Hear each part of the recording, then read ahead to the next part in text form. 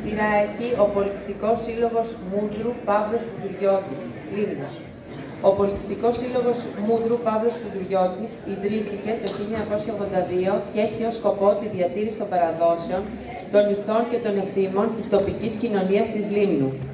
Επίσης, διατηρεί ζωντανή την ιστορική σημασία της μάχης της Καλύπολης μέσω εκδηλώσεων και ιστορικού φωτογραφικού αρχείου. Έχει ιδρύσει και συντηρεί λαογραφική έκθεση και βιβλιοθήκη, ενώ διοργανώνει κάθε χρόνο τις ετήσιες γιορτές μελιού και ρακιού. Με ιδιαίτερη έμφαση στα τμήματα παραδοσιακών χωρών, με χοροδιδάσκαλο το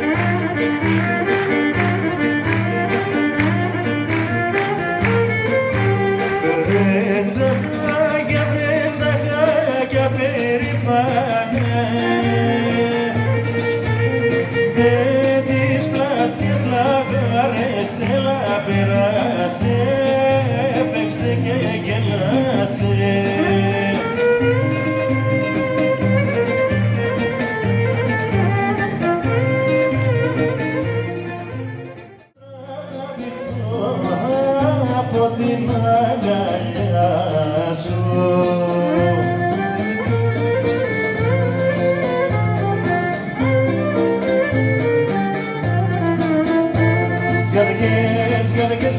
Γαδεγές στο μάτι.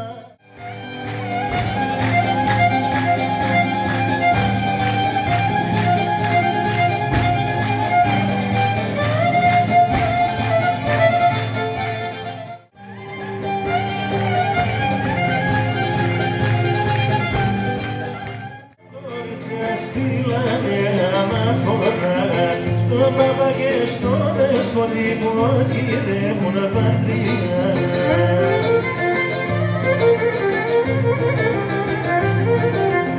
Είναι παράπονο